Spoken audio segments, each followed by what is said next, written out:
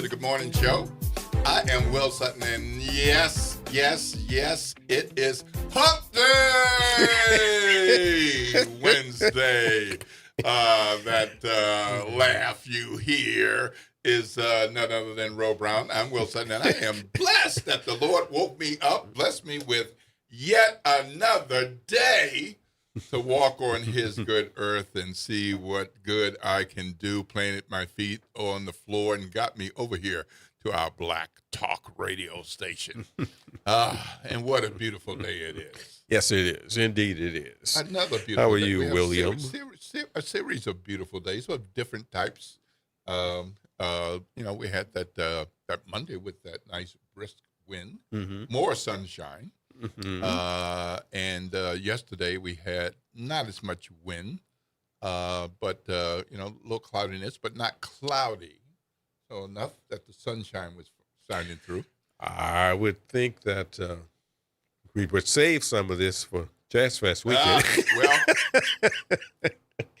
Well, that's. I would hope. Are you reading my mind? I would hope. Okay. Are you reading my mind? I guess I am. Yeah, because for those of you planning to go to Jazz Fest weekend, it looks like it's Thursday, Friday, Saturday, and Sunday, of course. Mm-hmm. But it looks like Saturday and Sunday are not going to be the kind of Jazz Fest days that we've had in terms of weather. Oh, well. Yeah, so you might want to Thursday, Friday. bring a jacket, a sweater, a blanket to cover up, or and maybe what do I call those things? A slicker. Whatever it is. I can't think of it either. Yeah. Some rain gear. And for those of you all, I really don't think it's going to be like muddy as it has been at some previous Jazz Fest events. But if you got your galoshes, maybe just put them in the car. If you drive over the Jazz Fest, that can be a mess to drive. Well, a long time ago, before they put the asphalt out there, they put some asphalt roads out there. Before that, I mean, I remember going to a Jazz Fest where it was just, it was just mud. It was just mud, and that's when they put the asphalt roads that you see there. That made it much more tolerable. Yeah. Yep. Well, it's off to a good start with the first weekend, and looking forward to a good second weekend. Looks like the hotel accommodations are doing pretty well. The occupancy rates are pretty high for the second weekend already, and that doesn't include people who are I'm sure it's, you're making me think of something. I had a conversation with someone earlier this week about Jazz Fest, and, it's the person said that they saw someone on television being interviewed who said they were from Australia, and they came all the way here from Australia for Jazz Fest. And this person is a native New Orleanian who said, No, the person who was telling me this said, that's BS. Ain't nobody going to come all the way from Australia to come here for Jazz Fest. Okay, you know how much, can you imagine how much it must cost to fly? And I said, no, you don't understand. Right. There are a lot of people who come from other countries for Jazz Fest. He just wouldn't buy it. Even when I told him, I said, when it's not Jazz Fest, there are people here from other countries. Absolutely. Okay. Most of the people in this world, a lot of I would suggest a lot of the people in this world don't even know there's a Houston. I think you're right. Even though it's a bigger city. Yeah. Even though it's a much bigger city. But they know there is a absolutely.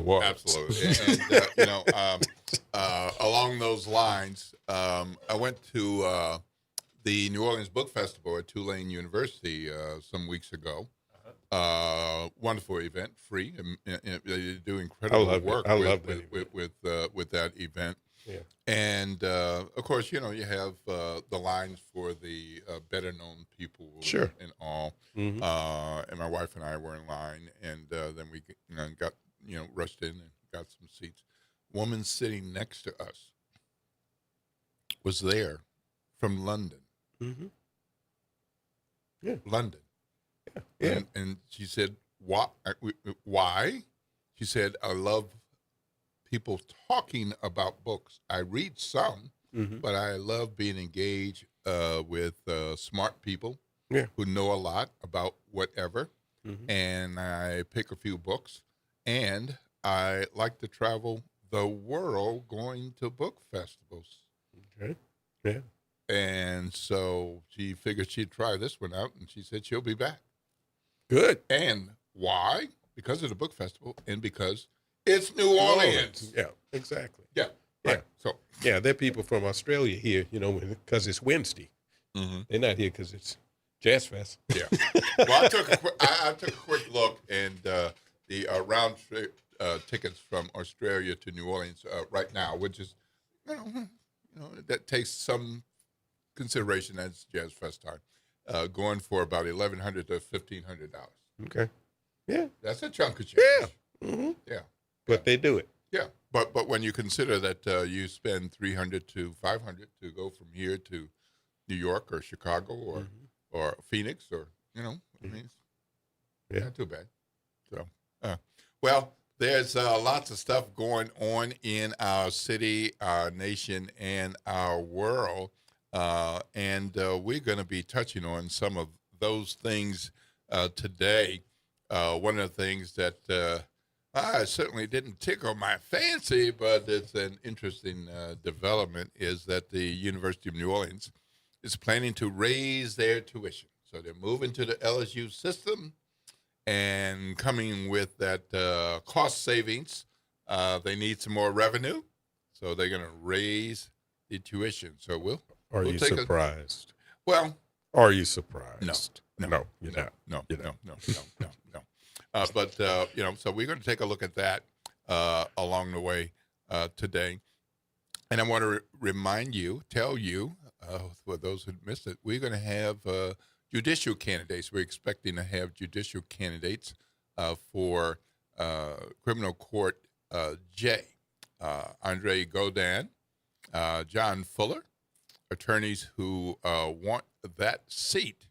We are expected to have them join us together in the WBOK studio to hear their thoughts for our candidates forum today. And we've got even more coming. And, we're following up on the White House Correspondents Association dinner shooting.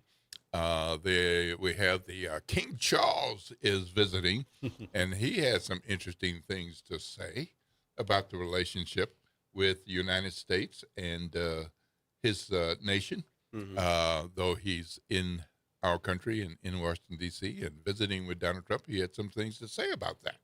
So we'll look at that as well. So stay tuned. You'll want to be on with us today. We think we're going to have a surprise or two. So stay tuned. It's 7:09 a.m.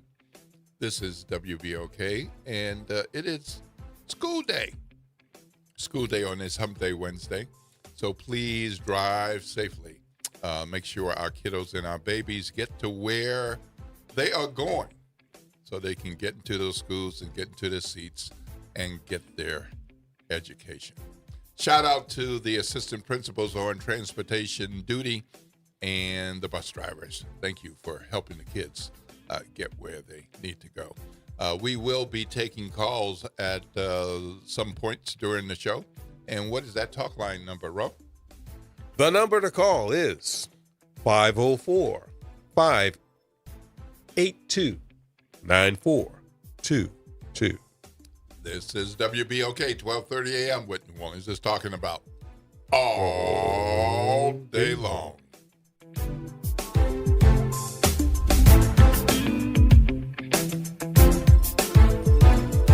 This is your news update for WBOK from WDSU. For all your news and weather, watch WDSU News, New Orleans' leader in live, local, late-breaking news. Today at noon and 4 p.m. Good Wednesday morning. I'm Daryl Forges with WDSU News, and here's your headlines. This morning, we're working to get more information on a deadly shooting in Mid-City. Police tell us this happened around 8 o'clock last night on South Hennessy near Bawden Street. Police say when they got to the scene, they found a man shot at least once. He later died. No word yet on a motive or if any arrests have been made. Now, this comes as a man is recovering this morning after a shooting in Algiers. Police say it happened around 8 o'clock last night on General Meyer near Solon Place. He was later taken to the hospital. Call Crime Stoppers at 504-822-1111 if you have any information that can help police in either of these two shootings. Today, community activists will meet with New Orleans Sewerage and Water Board to discuss the sewage leak in the Dwyer Canal. It comes after an independent study of the canal by a resident revealed multiple leaks, sewage discharge, and the release of hydrogen sulfide. The board read that report and said it was working on a plan to address the issue. After today's meeting, community members are invited to a Zoom meeting to talk with residents. And a new trial date has been set for the 5 suspects accused in the hazing death of Caleb Wilson. Isaiah Smith, Kyle Thurman, Caleb Cray, Winston Sanders, and Jaden Landrum pleaded not guilty back in January. Wilson, 20 years old, died in February of last year after being punched in the chest with a boxing glove and an unsanctioned Omega Psi Phi fraternity pledging ritual. Since his death, Southern University has expelled the fraternity. The new trial date will now take place on August 19th. I'm Daryl Forges, and that's your headlines for WBOK. Have a great day. Real issues, real talk, real solutions. Miss an episode of The Reality Check? You can catch every episode anytime. Search WBOK Media on your favorite podcast app to tap the bold commentary, real-time reactions, and powerful perspectives from the people and leaders shaping our city. Download, share, and rate it 5 stars because the real ones always stay informed. Good morning. Wake up. The Good Morning Show. Good morning. On WBOK.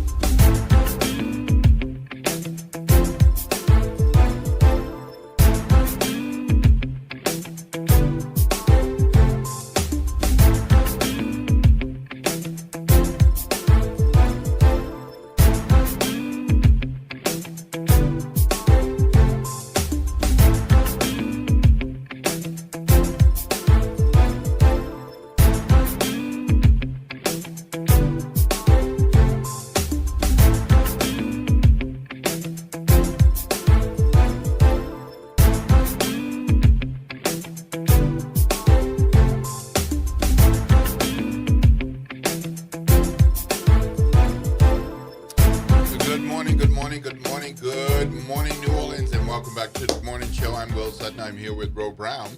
We're off to a good start, morning. I think, and we've got a good show ahead for you. Don't forget to let your family and friends, associates, work colleagues, casual colleagues, used to be friends, exes, let them all know that in a bit we're going to have judicial candidates Andre Godin and John Fuller on for a candidates forum to talk about the criminal court Section J seat that they are pursuing. So let me just say now that this is a seat that is on the chopping block.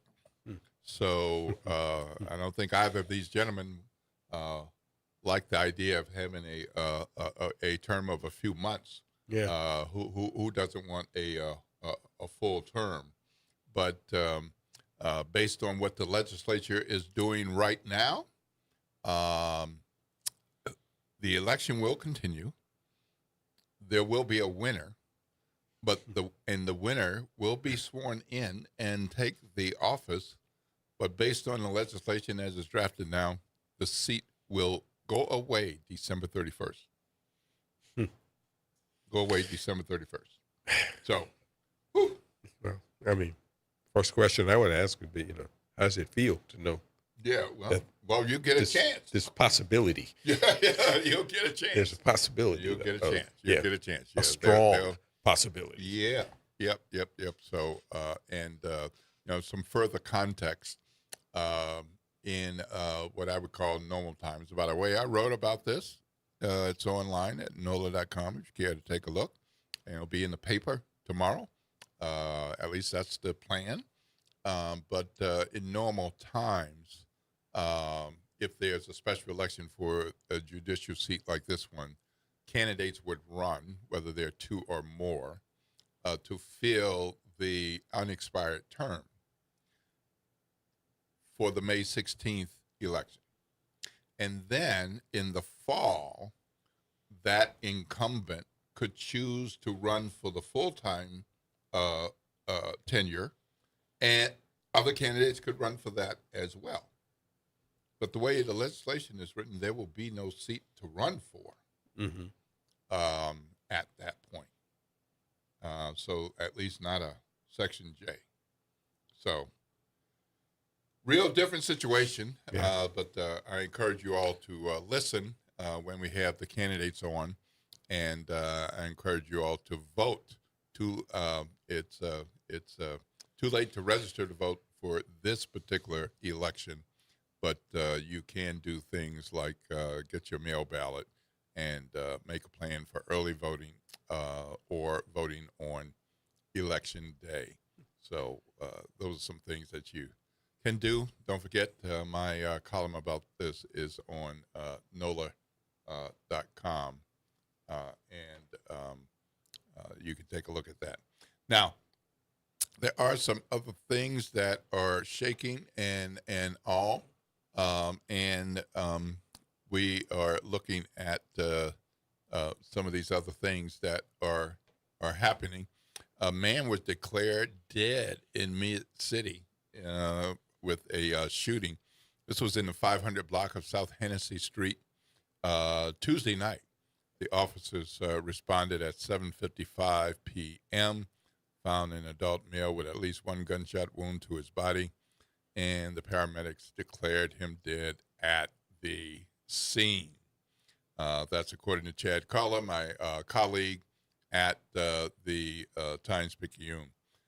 So we're going to prepare to get ready for our judicial candidates segment in just a moment, and that we'll be coming on with that momentarily right after the break.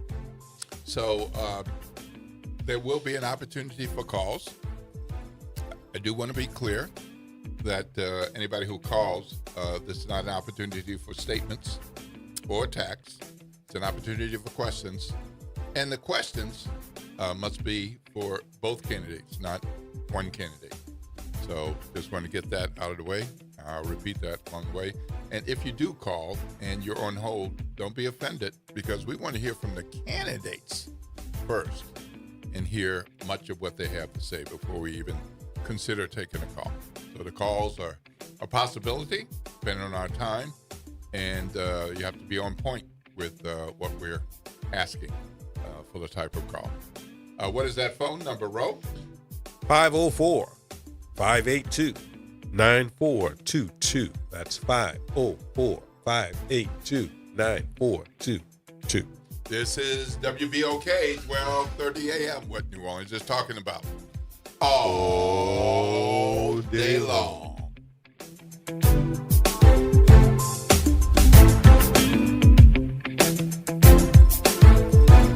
This is your news update for WBOK from WDSU. For all your news and weather, watch WDSU News, New Orleans' leader in live, local, late-breaking news. Today at noon and 4 p.m. Today is a WDSU First Warning Weather Impact Day. We are looking at some storms arriving a little later on for today. So most of Wednesday is actually going to stay on the dry side. We'll see highs today into the mid to upper 80s, very close to 90 for a lot of us. And then as we are getting to about 5 p.m., that's when storms will start to roll in. Any of those could be strong to severe, lasting through Thursday morning. For the WDSU First Warning Weather Center, I'm Raven Reese. Trying to grow your business or increase traffic to your location? We can help. WBOK 1230 AM has a number of solutions that will meet your individual needs. Give one of our consultants a call today at 504-582-9420 or email us at info@wbok1230.com. And remember, an investment with WBOK is an investment in our community. Call today. Join the New Orleans Jazz and Heritage Foundation as it brings the island vibes of Jamaica to Generations Hall at the 2026 Jazz and Heritage Gala on Wednesday, April 22nd from 7 till 10 p.m. One love, one music, one people presents an electric evening supporting music, education with iconic performances by the Wailers featuring Julia Marley, Big Sam's Funky Nation, and the Don, Moose Jameson's Heritage School of Music All-Stars featuring Deacon John. Visit jazzandheritagegala.com for more information. The National World War II Museum, located in the Warehouse District of New Orleans. The National World War II Museum tells the story of America's experience in the war that changed the world, why it was fought, how it was won, and what it means today. Visit them online at www.nationalww2museum.org for time tickets and safety information. City Park is where to go when you don't know where to go. Turn towards the city center and start walking. Before long, you'll end up where you belong, at the heart of the city, New Orleans City Park. Stroll along the reeded marsh, wander through the sculpture garden, rest and recharge beneath ancient oak trees. This is where your spirit goes to grow. It's in our nature to yearn for nature. NewOrleansCityPark.org, heart of the city. Well, Saints of God, this is Pastor David Impartan Sr. coming to you over the airways of WBOK, your favorite host of Change Your Water, Change Your Mind. Want to invite you to our show every Saturday from 1 o'clock to 2 o'clock p.m. That's Change Your Water, Change Your Mind. Want you to invite your family and friends to a broadcast that's designed to change your life, the way you think, the way you act, and what you eat. We want you to tune in every Saturday at 1 o'clock, WBOK 1230 a.m. See you on Saturday. The Ron Kelly Show. Real talk, bold truth. Tune in for your weekly dose of unapologetic conversations that don't dodge the truth or dilute the message. Stay informed on the issues that matter most on The Ron Kelly Show. Every Monday at 7 p.m. on WBOK 1230 a.m. Good morning, wake up. The Good Morning Show. Good morning. On WBOK.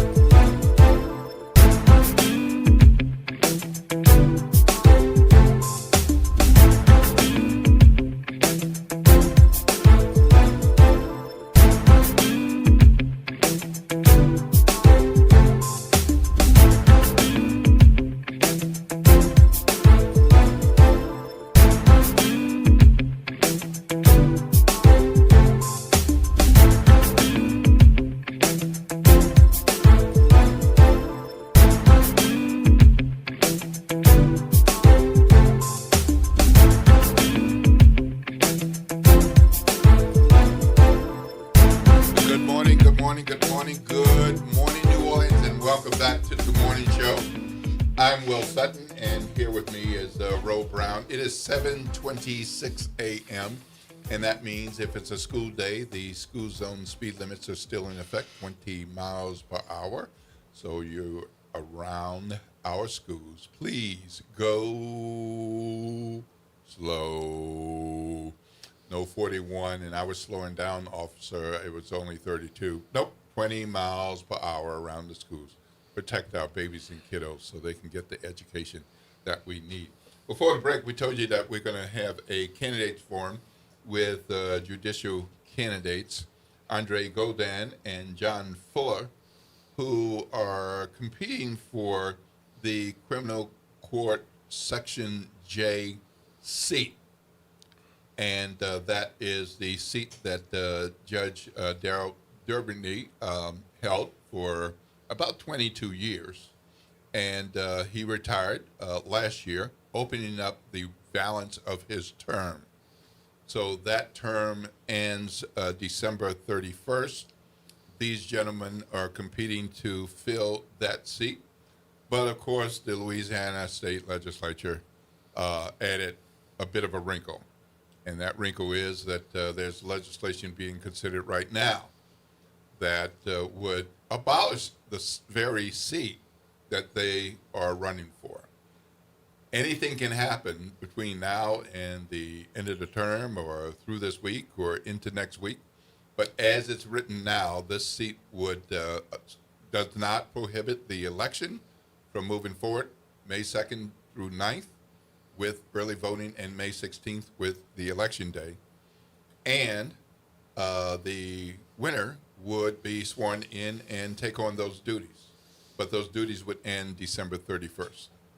In normal times, this might be a seat where they're competing to fill a seat for the unexpired term. And then in the fall, there would be an election for the full term.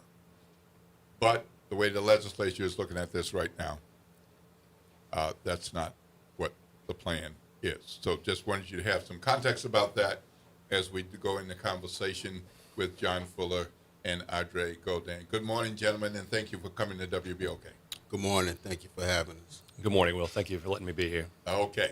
So as previously stated, we're going to give you each a 2-minute opening statement. I will have my trusty stopwatch going. So whoever goes first now, the other person will go first for the closing. Who would like to go first? That's you, John. Good morning, WBOK listeners. My name is John Fuller, and I'm running for Judge Section J, Criminal District Court. For the past 24 years, I defended many citizens in our city, some of them indigent or lacking money, some of them of modest means.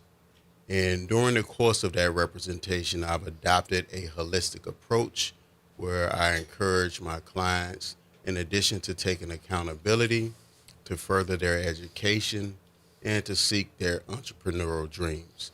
And if elected, I intend to bring that same spirit of humanity to the bench, not only to the defendants, but to the witnesses, to the victims, to the entirety of the people who occupy my courtroom. And on May 16th, which is Election Day, I will certainly ask all of you listeners to support me.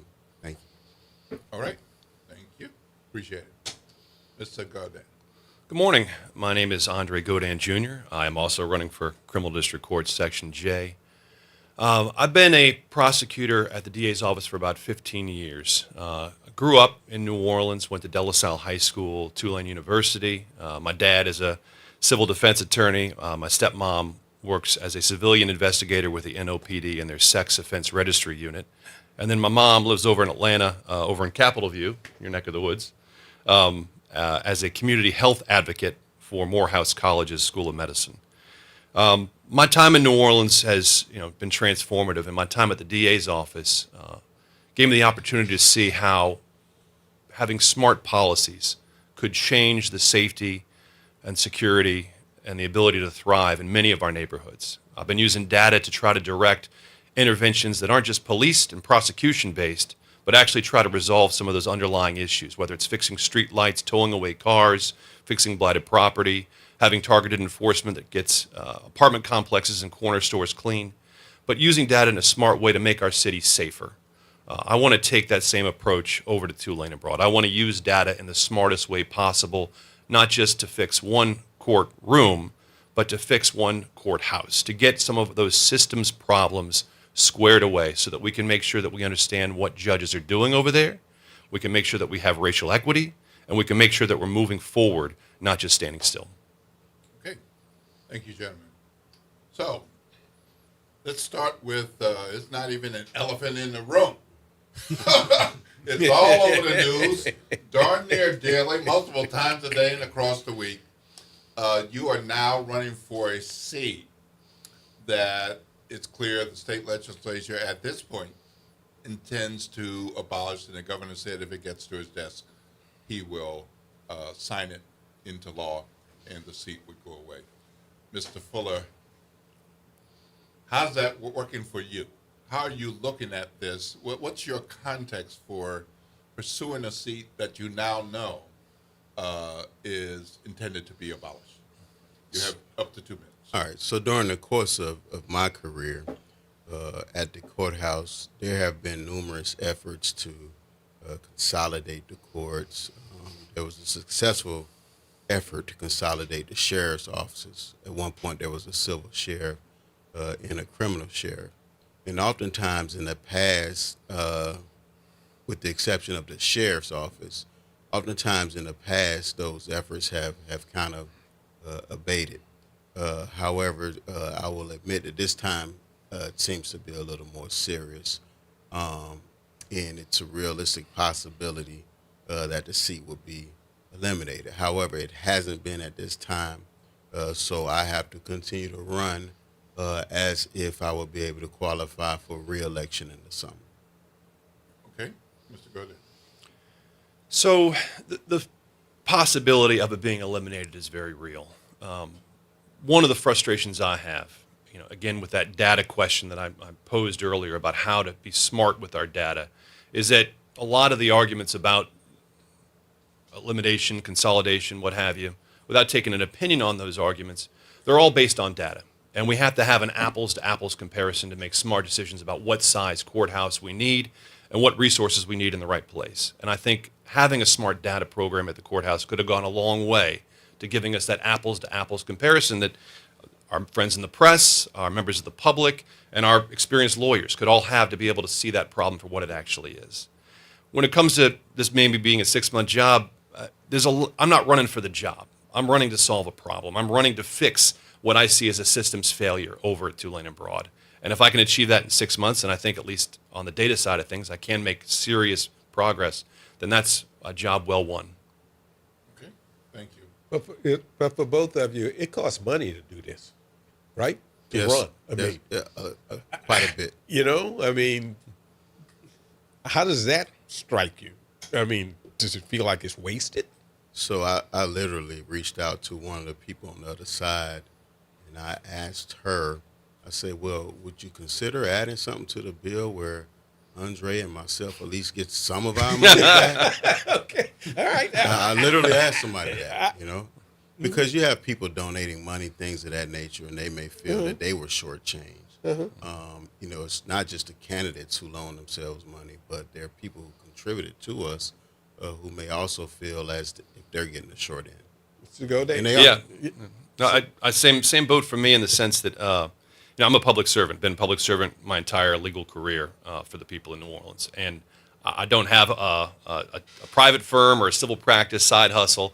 I had to save up 2 months worth of salary, burn up an entire month worth of vacation to get that 3 months just to get me to the point where I could get to election day. So this is a sacrifice that myself and my family have made to get us to a point to even be able to run. So it's a hard knock, but I will say I've been upfront with the people that I talked to about what this position could be, and I've been upfront about this might be a 6-month gig that I can just try to go in there, be a change maker, and that's the victory. Okay, so along those lines, let's continue there, and then we'll move to some other things. If you had the opportunity and the governor walked in right now, what would you say to the governor and the Republican-dominated state legislature about where things stand and whether it's right, wrong, or your proposed solution? So what I would seek from the governor and the Republican majority is clarification. I know many of us saw the other week when Senator Duplessis questioned one of the authors of the bill, and he made reference, he being Royce, made reference to, if this is the criteria, then judges in New Orleans shouldn't be the only ones who are affected. We're both lawyers, Andre and myself, and we're both familiar with what's known as the Equal Protection Clause.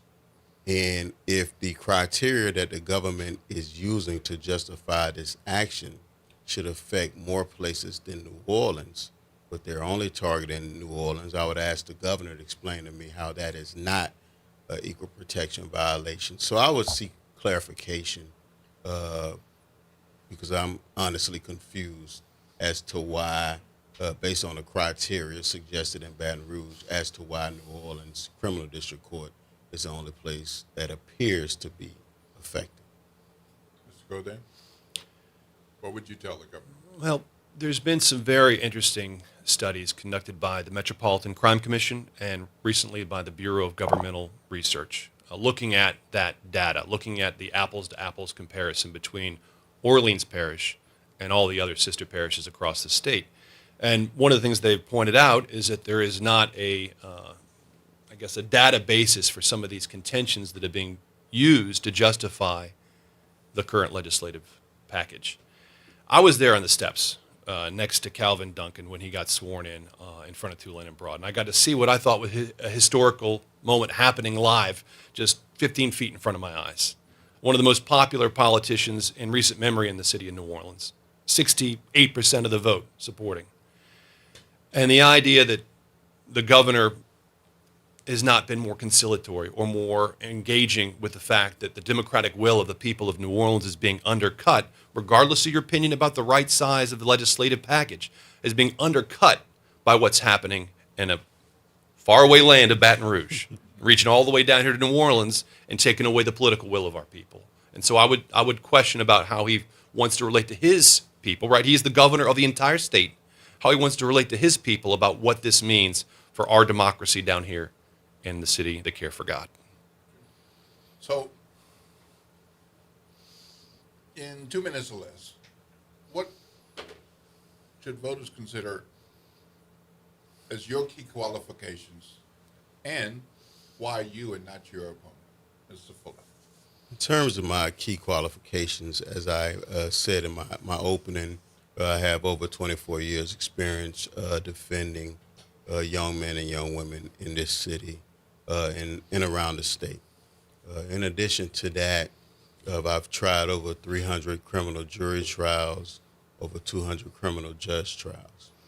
And in 2016, the Supreme Court of our state appointed me as a pro tem judge, deeming me fit at that time to sit, even though at that point I had only been practicing for about 15 years. In addition to that, I bring a certain humanity based on my life experiences to the bench, and I'm not in any way suggesting that Andre doesn't. I'm just talking about myself.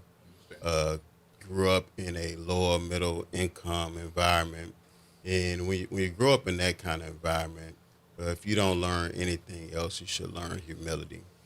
And though my mom and my biological dad were not together, from the age of 2 on, he was a police officer with the Atlanta Police Department.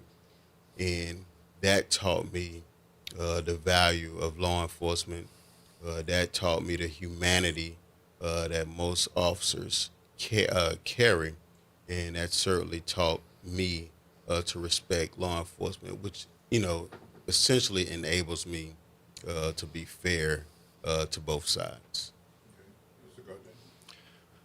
So in my over 15 years as a public servant, I've had the opportunity to work for 2 different DAs, and I've had the chance to see some of the problems that were systems problems at the DA's office. I wrote At my kitchen table at night, after hours, I wrote grants to the Department of Justice to create our first modern case management system at the DA's office so that we could measure some of the problems that were at the DA's office and actually come up with data-driven solutions that resolve those problems. I mean, right now, if you go to the DA's website, there's a public-facing dashboard, and it shares things like acceptance rates, refusal rates, conviction rates, all the kind of things that I think that the citizens of New Orleans are entitled to know when they go to the ballot box, all the things that they care about, whether it be racial equity in our charging decisions, or whether or not we're doing a good job with giving the right people probation, right? Those are things that the people deserve to know. I built that system more or less from scratch, and I helped build that data program at the DA's office. I want to take that same experience and knowledge and apply it to Tulane and Broad. I want to build a smart data program that allows us to solve some of these big problems. One of the first things they say is if you want to solve a problem, the first thing you have to do is measure the problem. And right now, we don't have good measurements. We can't go to the ballot box, vote for a judge or not vote for a judge based upon how well they're doing on crimes of violence, how well they're doing on domestic violence, whether the defendants who are on probation in their court are recidivizing and committing new crimes, or whether they're straightened up and flying right. Those are the kind of things that people in New Orleans care about, and they don't know them right now. I want to create a system where they do. Prosecutor, you were, Mr. Godin, defense attorney. Correct. Mr. Fuller. That means you guys were in front of a lot of judges. Give me one or two of your, if I was a judge, I wouldn't do that. So we would or we wouldn't? I would or would. Well, things that judges did when you were in front of them. Mm-hmm. So now that you're perhaps on the verge of being judges, can you remember any of them for me? Sure. That kind of would lend us to know what kind of judge you would be. I'm gonna decline, as I think Mr. Fuller will, to name any names here. No, but I have. I'm not asking for names. I've been in front of a judge though that once we were in the middle of a lengthy motion hearing for a very serious case, a murder case, and halfway through had some sort of intervening lunch meeting, speaking engagement, and so keeping, I want to say maybe 3 or 4 police officers, a defense attorney, his assistant, the state, the prosecutor's office, and our people, the entire court staff, including their own court staff, waiting in an empty courtroom for 3 hours while they went and did whatever they did. And then coming back, that kept police officers off the street. That kept defense attorneys from meeting with clients and preparing their cases. It kept the DA's, ADAs from going back and preparing their cases. It was an absolute waste of time. And of course, their own staff was stuck there waiting for the motion hearing to continue. And that kind of lack of care, lack of actually wanting to see the process get done, actually wanting to preserve an efficient management of that courtroom, that just absolute apathy for those two things drives me up the wall. And I know it drives John up the wall, too. All right. Thank you. Mr. Fuller. Yes, certainly the wasting of time is something that we both witnessed, myself and Mr. Godin, and certainly, you can't do that, right? Just can't do it. But another experience I had, probably when I had probably been practicing for about a year or two, so you're talking about 02, 03. I went to a court at another jurisdiction, and I'm not going to say the jurisdiction, but we can say I got there in 30 minutes or less from here. And when I arrived in the courtroom, a now retired judge says to me, this is a true story, this happened in the 2000s, says to me, this ain't New Orleans. And, at that point I had developed a sort of a chip on my shoulder, over years of experience, traumatic and non-traumatic. So it really didn't affect me, right? It kind of reinforced, some lessons that I had gotten from older citizens. But what it did make me do was kind of realize the importance of always making people who are from the outside feel comfortable in our environment. Mm-hmm. And I've seen judges all over the state interact with lawyers, and I've seen lawyers who felt uncomfortable or unwelcome in various courtrooms. around the state, depending on where they were from usually. And one thing that I will ensure is whatever lawyer appears before me, whether you're a lawyer who practices every day in New Orleans, or you're a lawyer who's come over from Shreveport, or even if you're a lawyer from Monroe, where the gentleman is from that's pushing the legislation, you will always feel welcome and never feel like an outsider when you practice in front of me. And I think that goes to the humanity piece that people have the right to expect from judges. This is a political forum on the Good Morning Show on WBOK. Attorneys John Fuller and Andre Godin Jr., both candidates for Orleans Parish Criminal Court Section J. Yeah. Elections May 16th. Vote, people. All right. As promised earlier, give you an opportunity to ask your opponent a question. Mr. Godin, your question for Mr. Fuller. And you have up to 1 minute for the question. You can take less, and you have up to 2 minutes for the answer.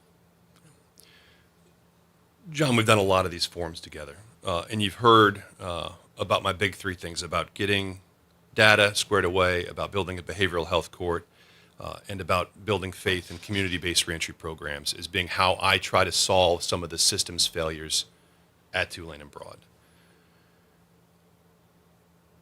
How are you going to innovate if you achieve the role of judge at Section J? How are you going to create innovation that actually changes the system and doesn't just change the judge sitting in a box in a black robe? Yeah, so one of the things we all have to be mindful of is you can't reinvent the wheel. I've seen, I've been there for a long time, seen a lot of judges come and go. And I've seen a attempt to reinvent the wheel create chaos. But what we can do is we can shine it up and maybe put new rims on it. What do I mean by that? We can certainly modernize our docket master or docket access system. It is something that many lawyers complain about as it currently exists, and the judges cannot even see the filings. I've literally filed something earlier this week. On Monday, was in front of a judge yesterday, and the judge did not see where I had filed my motion, and a district attorney had to show him a physical copy to show that the motion was filed on Monday. Secondly, one of the things that we have to do is ensure that when people go on probation, they know what probation is. A lawyer told me more than 20 years ago he was of the opinion that probation is a setup for failure. Oftentimes, the probationers do not know that they have to check in within a certain amount of hours. They don't know that they can't smoke marijuana no matter what license they may have. Oftentimes, they don't know that that they don't have the same Fourth Amendment protections that non-felons have. And they end up in compromising situations because of a lack of knowledge. So certainly we will create a pamphlet or even a digital type of communication that lays out the parameters for probation and what they can expect. And finally, one of the things we would do was ensure that victims felt comfortable coming to court. All right, Mr. Fuller, your question for Mr. Godin. I don't have anything that heavy. Man, Mr. Godin have known each other for years. And Mr. Godin tried 5 times to get a son. And he's sort of like me when I played baseball. He struck out every time. So my question to Mr. Godin is, these 6 months that you haven't been working because you took leave for this, during the course of that 6 months, you in the time before the election, do you plan to work on Andre Jr.? I'm afraid John is absolutely correct. I have 5 daughters between the ages of 4 and 12, and I probably should highlight that as a credential more often for why I'm running for judge. That my King Solomon-esque approach to justice is built out of actual experience. No, but yeah, I think the shop is closed. I think a girls' basketball team is as far along the path as I got, and we are done. All right. You met Janelle. She's a lovely woman, but I don't think it's in the cards for us. All right, fair enough. Fair All enough. right, very good.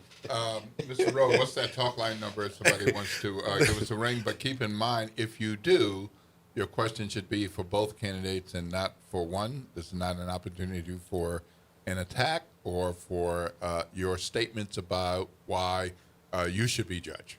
That we have two candidates for this Section J. Mr. Rowe Brown, what's that talk line number? 504. That's 504 582 9422. I'll say it again. 504 582 9422. Not a comment, a question. Yes. Okay, Mr. Gordon, one of the things that comes with campaigning for any elective office, but also for judgeships, is raising money and getting supporters and getting endorsements. I know you would have a long list, as would Mr. Fuller, but of your endorsements, which are the endorsements that you want the voters to know these people or these organizations have endorsed you, and why are these that you're citing important?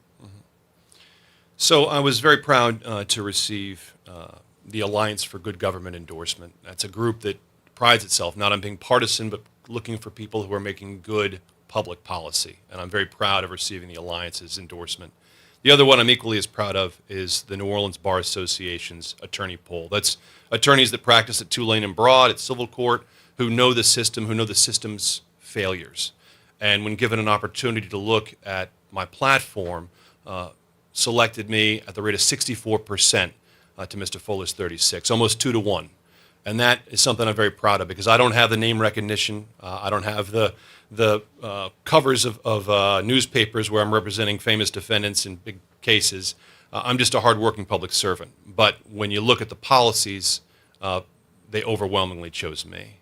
And I'm proud to have the support of D.A. Williams, of Sheriff-elect Michelle Woodfork, in moving forward for creating innovative solutions, and if need be, reinventing whatever wheels I need.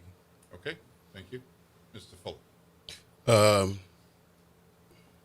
So the New Orleans East Leadership PAC, that endorsement means a lot to me. I have a home in the East. I spend a lot of time in the East, and I consider that one of my major communities in the city, along with the uptown area where I live and still maintain a home as well. So that endorsement meant a lot to me. Certainly the panel, the Police Association of New Orleans endorsement meant a lot to me for the reasons that I stated earlier. Though I've been a criminal defense lawyer my entire career, I certainly have respect for law enforcement. And that started with my biological father. In addition to that, I have the majority of our delegation to Baton Rouge, which means a lot considering the fight that they're in right now. But just as important as those endorsements, OPDEC and IWO, just as important are those endorsements are the endorsements of the community when I go into the community and sense the energy and the excitement in this race. Not because of nothing against Andre, but what happens and what is happening is a lot of the voters that I encounter literally see me as being one of them, literally. And that is something that they've complained to me that they don't experience or feel often. Okay, thank you. Okay, we got a call, and then we're going to move to closing.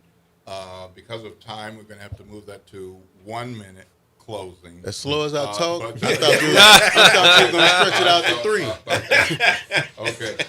Good morning, Alicia. This is Will Sutton and Ro Brown on with Andre Gaudin and John Fuller. One question for the two of them, please. Okay, the question for the two of them, because I'm a community person and I'm out there, I hate when judges, sitting judges or judge candidates come up with excuses not to interact with the community. Judge Bonin was loved because he was always in the community. Judge Elway, for the same reason. What are your plans to not just sit on the bench, but also interact with the community as a judge or as a person, period? We need you all out in the community so the community can see you and also know who you are. Thank you. Good question. Thank you. Mr. Fuller? So thank you, Ms. Alicia, for the question. I do agree that it's very important for judges to be accessible to their voters. Oftentimes, I've seen in the past where politicians appear to forget who put them in those positions. And certainly as a judge, we should be equally concerned with our community as any other elected official. All I can speak of is my past. One of the things that I've done is to certainly stay involved with faith-based organizations. I'm at church every Sunday. Sometimes I'm at multiple churches. I assist many churches with their youth department programs. Literally just gave a speech at a youth department Sunday on Sunday. And certainly, you know, I've been known to hang out in bar rooms to listen to the jukebox. And that won't change. And I love the two references you made. Judge Elway was one of my mentors. Okay. Mr. Golden? That's a great question. And I would add that in the same vein of those judges is a judge I admire greatly, and that's Calvin Johnson, who had a transformative effect on the bench and what he does now, even after his retirement, in making New Orleans a better place. I had the opportunity to create the No Dice program at the DA's office. No Dice is New Orleans Data-Informed Community Engagement. And in creating that program, we were trying to target non-police, non-prosecutorial interventions to fix our neighborhoods. We found that partnering with Communities of Hope, with the leaders of faith-based communities in our neighborhoods, was the key to understanding those problems and the key to developing solutions that were driven by the community. A lot of those churches, a lot of those faith leaders have ministries that are designed to help people, to give people the second chances that they need. And if we can connect those second chances, if we can engage with those faith-based communities in a proactive way and bring them into the criminal justice system to find the clients, the people that they want to help, I think we are reknitting the community fabric, particularly for defendants who are coming out of jail, who need support, who need to rebuild community in order to succeed and to not come back into the criminal justice system. Okay.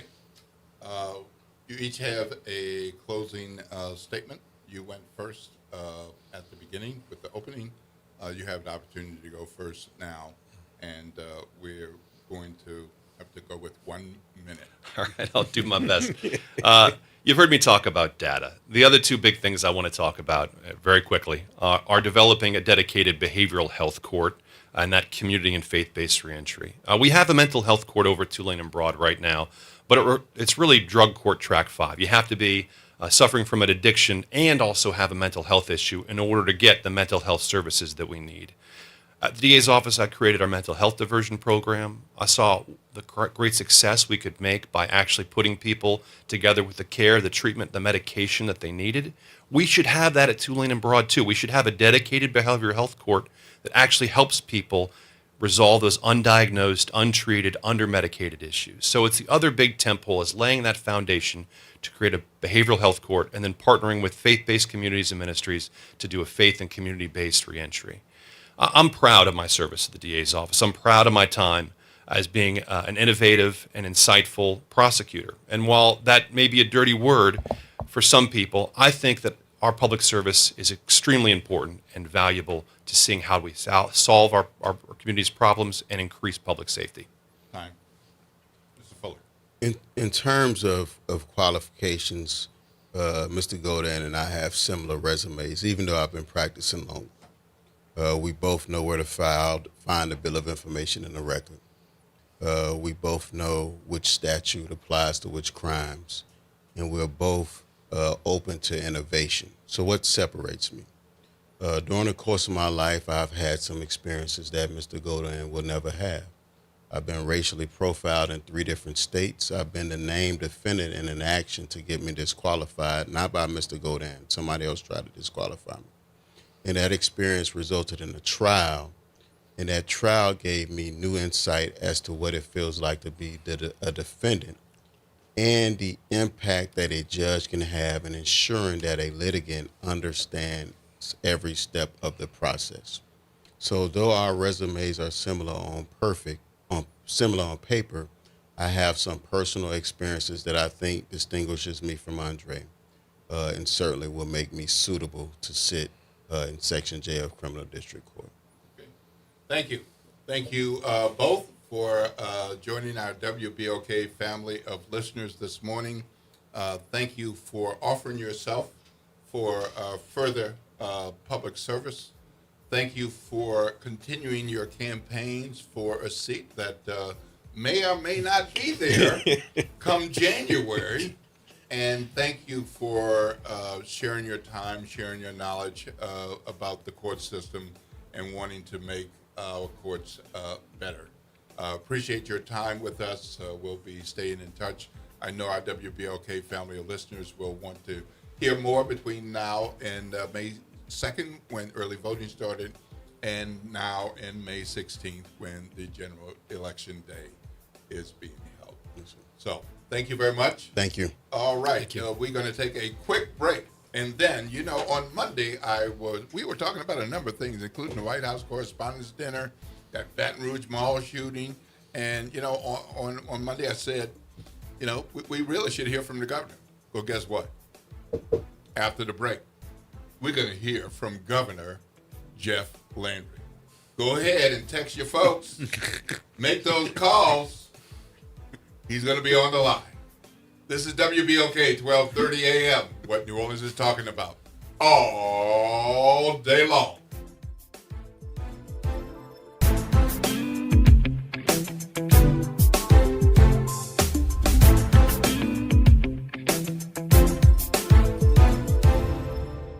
Late nights are made for chillin', and you can do just that every Sunday night at 10 p.m. as DJ Wick brings you The Love Zone. It's the perfect way to top off your weekend with your favorite old and new school ballads.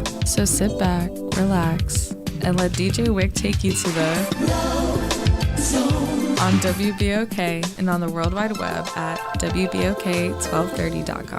The Historic New Orleans Collection presents a new exhibition open through June 7th, 2026, The Trail They Blazed. Built collaboratively with people who participated in the local civil rights movement, The Trail They Blazed presents stories of social and racial justice straight from the people who lived them. Listen to leaders tell their stories of resistance and persistence in their own voices, recorded by the Historic New Orleans Collection. Plan your visit to 520 Royal Street in the French Quarter and reserve your free tickets at hnoc.org today. This is The Law in Your Legacy. I'm attorney Pete Hamilton. I'm attorney Ryan Hamilton. Losing a loved one is tough enough. Do you really want your family dealing with court battles and paperwork on top of it? Whether you choose a will or a trust, think ahead. Take care of your family. Let them focus on healing instead of headaches. This is not legal advice. That's just a tip brought to you by Liberty Bank and Trust. For more information, go to libertybank.net or contact us at 504-915-5016. Interest rates and inflation are out of control. Is your credit card debt also out of control? It's time to resolve your debt and take back control for a lot less than what you owe. If you have $10,000 or more in credit card debt, then you need to call us right now. DebtFix Pros can significantly reduce the amount you owe, and you could be debt-free faster than you think. I knew we had to do something. Our debt was growing. It was getting out of control, and we just didn't know what to do. We saw an ad for DebtFix Pros. We called, and they showed us how fast they could get us out of debt. It really was amazing, and now we're back in control. Call now, and we'll show you how easy it is to fix your debt. The call and consultation are free. Call DebtFix Pros right now at 800-311-5977. That's 800-311-5977. 800-311-5977. New Orleans is built to host, and at the New Orleans Ernest N. Memorial Convention Center, it is where big ideas, major events, and careers come together under one roof. As the 6th largest convention center in the country with a team recognized as a national top workplace, we are proud to power the events that keep our city moving forward. Our staff of more than 450 brings nearly 3,900 years of combined experience, an average of almost 9 years each. If you're looking for a robust benefits package, career stability, and opportunity, visit mccno.com to explore open positions today. WBOK New Orleans, home of the Good Morning Show, 7 to 9 a.m. weekdays. I'm Bree Wood with BIN News Now. Governor Ron DeSantis is rolling out a new congressional map that boosts Republican-leaning districts, leaving just 4 Democratic seats, mostly in South Florida and 1 in Central Florida. Equal Ground's Black Executive Director, Genesis Robinson. Any attempt to redraw maps mid-decade is a violation of our Constitution, and they should listen to the will of the voters. Voting rights groups say the plan violates Florida's Fair Districts rules. The Civil Rights Memorial Center in Montgomery, Alabama is hosting a traveling exhibit honoring Emmett Till and his mother, Mamie Till Mobley. The immersive display explores Till's 1955 killing and its role in sparking the civil rights movement and will remain on view through August. And Lizzo is reclaiming the B word as empowerment with her next album set for June 5th. The singer says the project centers confidence and self-love, with the lead track dropping May 1st. Get BIN News Now on demand 24/7 on the iHeartRadio app. Good morning, wake up. The Good Morning Show. Good morning. On WBOK.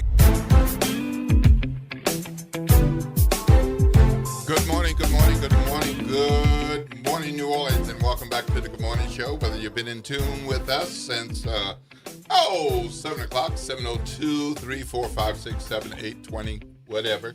And if you're just tuning in 8:07 a.m., it's okay. You're right on time. I'm Will Sutton. I'm here with co-host today is Ro Brown. Good morning. Thanks Good for morning. being here, Ro.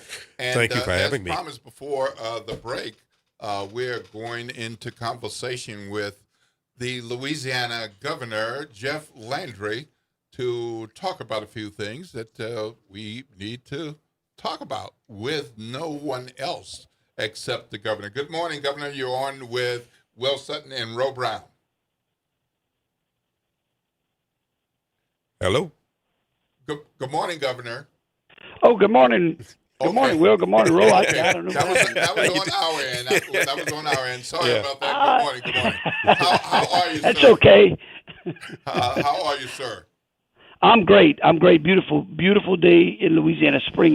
The spring and the fall are always great in Louisiana. You know, it's a wonderful day today. Well, thank you for agreeing to spend some time with our WBOK family of listeners. This is a quite engaged audience on a number of topics. We just finished doing a judicial candidates forum with candidates Andre Goldan and John Fuller, who are competing for Criminal District Court Section J seat. There's legislation in the legislature right now that's moving through that would eliminate this seat come December 31st. That would mean whoever wins on May 16th would have no more than 6 to 6.5 months in that office, and that would be gone in January. Governor, why eliminate this seat? These guys, granted, Judge Darrell Derveny, who held the seat for 20 plus years, did a poor job. I'm going to put that out there. Did a poor job, and the data shows that. But neither of these gentlemen had anything to do with that. Why can they not have a chance to show that Section J can be a good courtroom and be effective and efficient? Look, I mean, they can pick another one of the judicial seats that are coming up to run. I mean, Will, this is not about personalities. It's not about an individual who is seeking an opportunity to hold elected office. This is all about creating efficiency and basically folding the city of New Orleans into the state of Louisiana. I mean, look, no governor has spent as much time as I have in the city of New Orleans.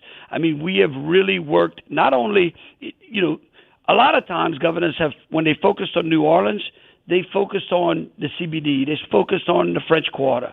But not me. I focused on the entire city. In fact, when I said that we were going to build Troop NOLA, that we were going to work on policing the entire city to help NOPD. And the results have been great.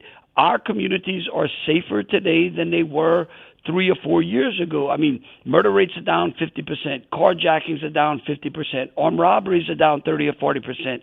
We don't have people driving around on the streets on dirt bikes and four-wheelers anymore. We don't have people hijacking our streets to high-speed race or to do burnouts and to just cause havoc in our communities. We've worked inside of traditionally problematic neighborhoods in New Orleans East to try to keep those people safe as well. Why? Because I believe that safety is not something that you get just because you got a bigger wallet or a bigger house or a nicer neighborhood. Everyone deserves to be safe in their neighborhood. And from the judicial system, we know that Orleans is weighted differently. Look, the state of Louisiana pays 100% of the cost for criminal court in New Orleans. It doesn't do that anywhere else in the state. Nowhere else. Everyone else puts their fair share in. And when you look at the caseload, East Baton Rouge has the number one caseload, not Orleans. And so when you look at what the Supreme Court said in rebalancing those benches, it says that we should be taking we should reduce the amount of judges in Orleans criminal court by 4 judges. And that's all we're doing. I mean, we're just taking efficiency, especially at a time when the city is under financial strain, and coming to the state for additional dollars to keep that city afloat.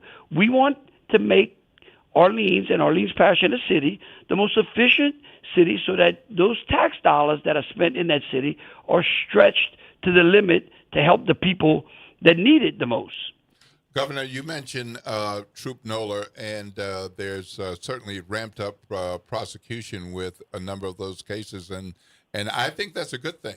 But that number is like in the hundreds. I think the last count I saw was about 800 cases.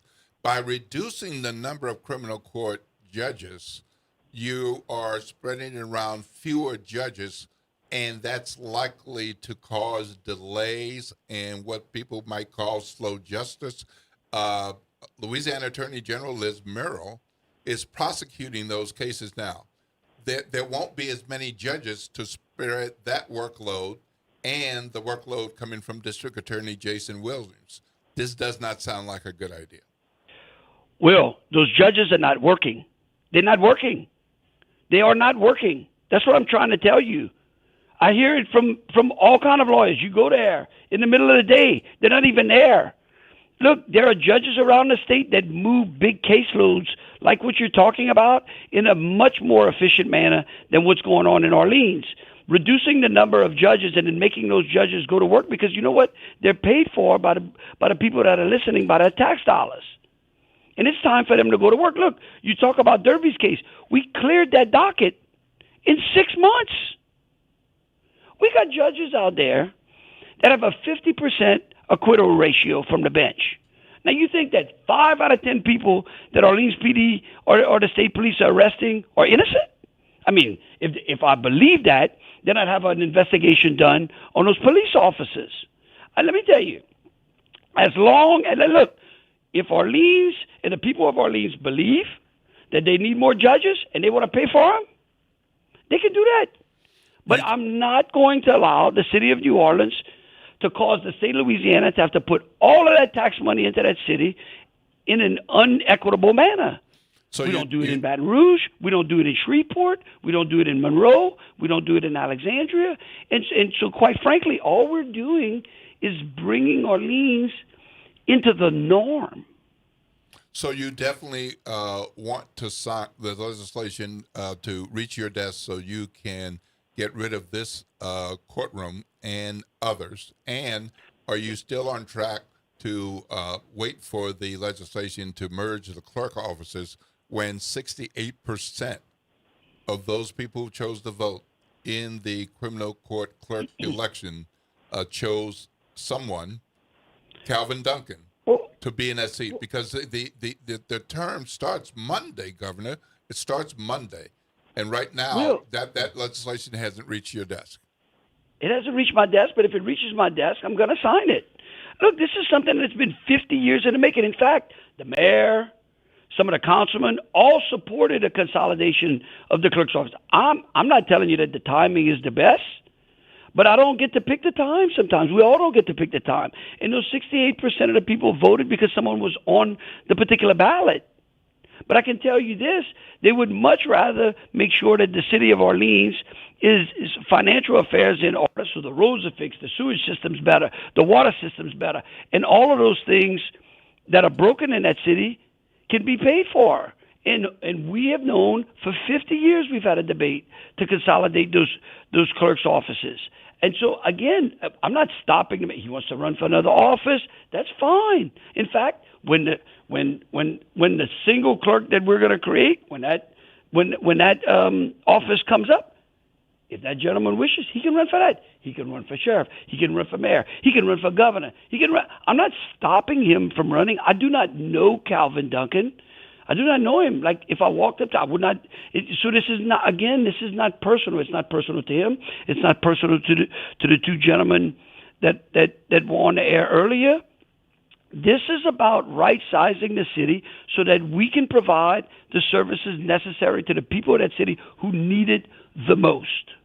It's about recognizing that the city is out of balance. It's spending way more than it's getting in. And we're trying to create those particular efficiencies. And it's not like I'm picking on New Orleans first. I did a house cleaning inside of state government before we started doing these things. And I think that's fair to say, listen, I started with me rather than the city of New Orleans. In fact, I did that. I created those efficiencies and those savings so that we could afford to spend the $10 or $12 million extra that we're spending in the city of New Orleans with Troop NOLA, and to give the Attorney General the resources necessary for her to prosecute those cases. We're not doing that in any other city as well. Will, isn't it fair that the city operate like every other city in the state? Governor, I have a question about Calvin Duncan. Since Monday starts the next term of the criminal court clerk, if the legislation hasn't reached you between now and 8 a.m. on Monday the 4th, and he is sworn in and takes office, are you going to sign the legislation even though he has started the term? I'm going to wait to see when the legislation hits my desk, and then I'm going to make that determination. Look, again, this is not personal. I do not know the gentleman. This is something that's been needing to be done, and we're doing it for the betterment of the citizens of Orleans, not for any one individual. Again, this is about right-sizing the city. I mean, look, East Baton Rouge has grown exponentially, okay? Exponentially. New Orleans has lost population. There needs to be a rebalancing. I mean, we just have we don't have an infinite amount of money. Look, if I was at the federal government where I could print as much as I wanted, maybe we'd have a different conversation. But again, no one has cared more about that city than I have. I mean, look, I've worked extremely hard. Some things I've done, maybe some people don't like. Some things I've done, people do like. But I do know that the data shows that people in Orleans are safer today than they were 4 years ago. Okay, Ro Brown has a question for you. Sure. Yeah, Governor. I'm a sports guy. That's what I've done. I've done sports most all my life. But yeah, that sort of thing. And yeah, the Live Golf Tournament. I guess the question and the easy way to ask is, what happened? There was a lot of fanfare. It was a great press conference and all, and it looked like things were moving along, doing some things at Bayou Oaks. What happened? Yeah, that I don't know, Ro. I mean, it's a great question. Whether the tournament is going to go on or not, we're waiting to hear from them. Look, I think that it would be disappointing if we weren't able to do it. The one thing that I do know is that, some people have said, we allocated a certain amount of money to this event to bring people into the city. It's something that we've done a number of times to bring engagement. We spent about $2.5 million of that amount of money on City Park. That's great. That means that now City Park has got a facelift when it comes to the golf course, and we put it in a position to host major tournaments. So I think that that's a positive, irrespective of whether the tournament goes on. I think we've outlaid about $1 million more of that money to LIV. They're telling us if they don't hold the tournament, we're going to get that money back as well. The reason that I engaged in the LIV opportunity was because in having a meeting with Greg Norman, he told me that there is no other course that he's seen in the United States that has accessibility to restaurants, to hotels, and to just entertainment as well as City Park. That made a light bulb go on in my head. That means that, hey, we should be holding great events there. It's an unbelievable asset that seems to have been neglected, and so I want to help build that asset up for the betterment of the city.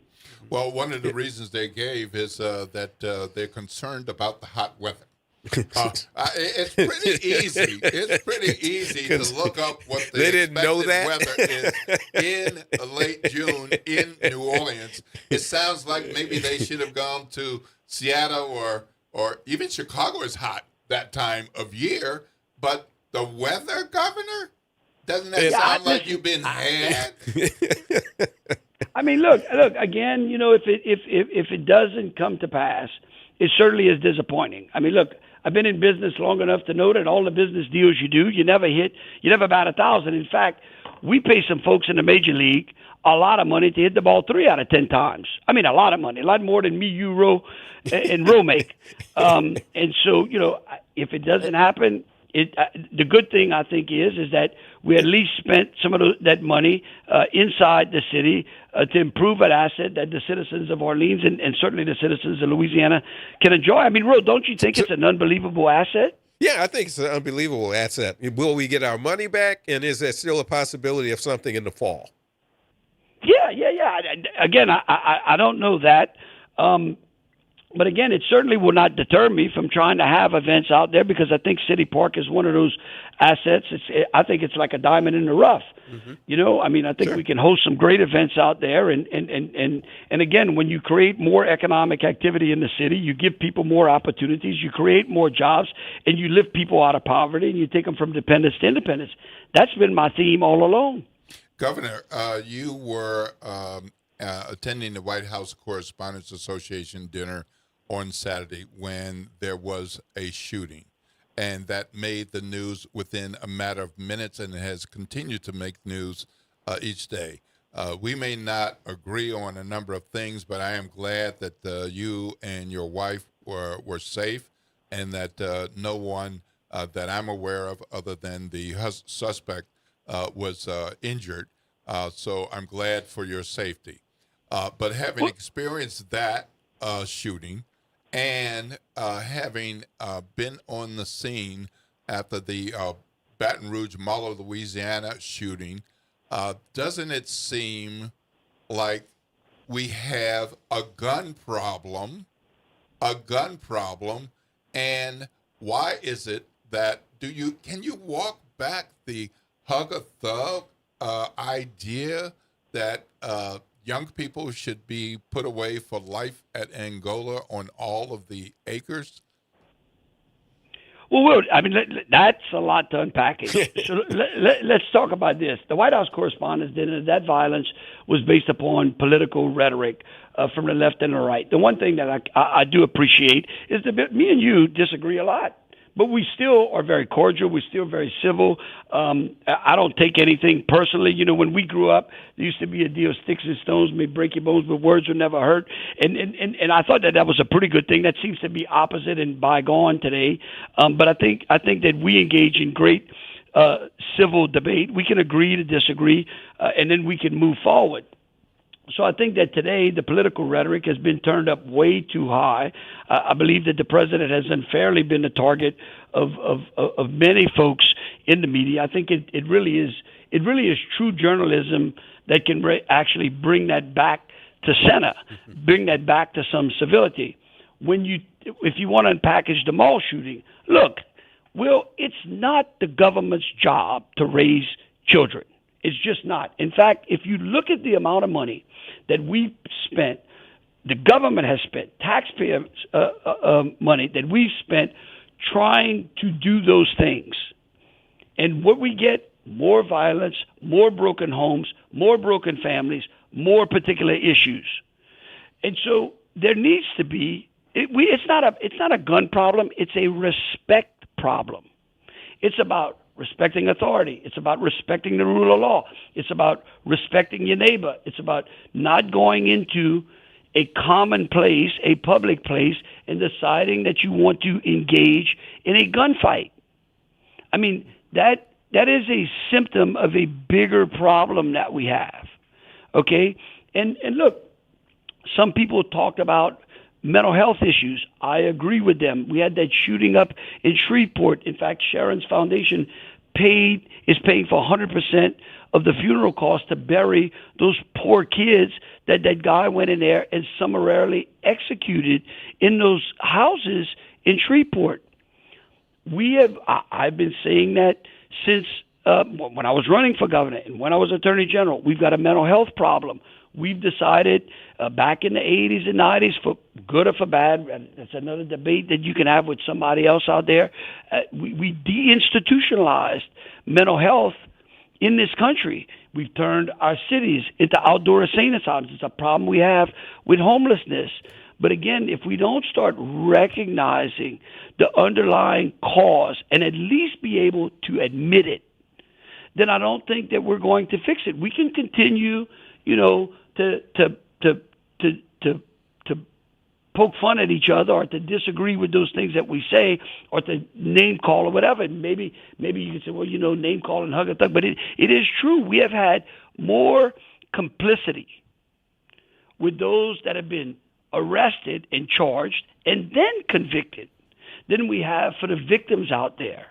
And so, again, for me, it's about keeping people safe and comfortable in their communities and in their neighborhoods, irrespective of where those neighborhoods are.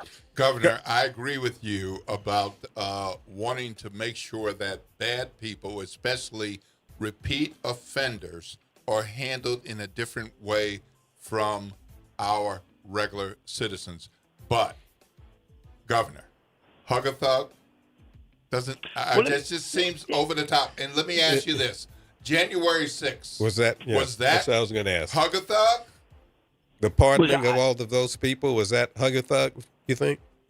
No, that was based upon the crazy political rhetoric violence that I just mentioned earlier. Again, I said it from both the left and the particular right. In that journalism, true journalism has the ability to call those things out. Instead of dividing the country, it's like, hey, whoa, we can have a debate. We can be on two different sides, but we can talk about that debate civilly. And going back to the gun thing, let me give you an example. Back when I grew up, okay, I used to drive to high school with a shotgun hanging in the back of my truck because we hunted a lot. It was a little rural town.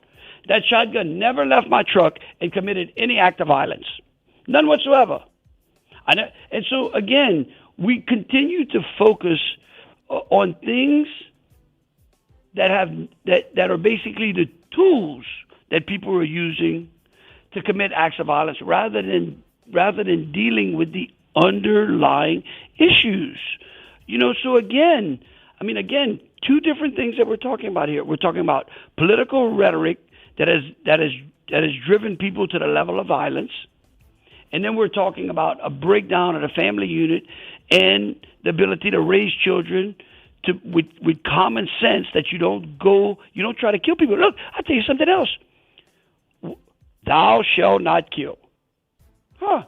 Where's that at? You find that in the Ten Commandments. Governor, I know you got to go. But I just want to say, hug a thug just is over the top. A number of the other things, I think a large majority of Louisianans would agree with you that more needs to be done. But hug a thug. Can you agree that maybe you could change that at this point? But what we were asking, Governor, was hug a thug. Was the pardoning of the January 6 people an example of hug a thug?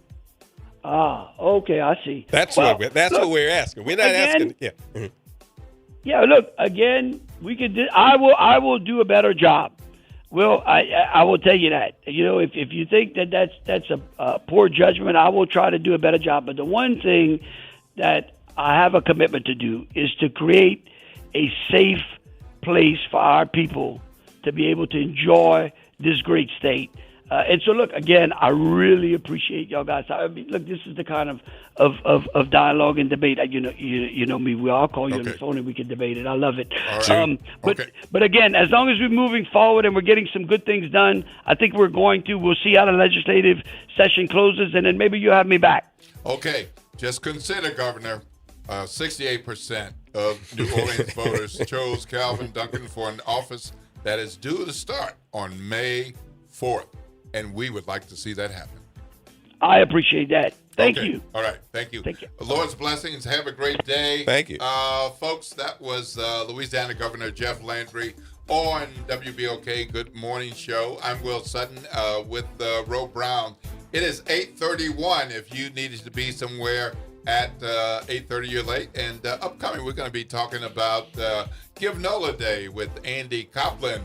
And that will be right after the break. This is WBOK 1230 AM, what New Orleans is talking about all day long.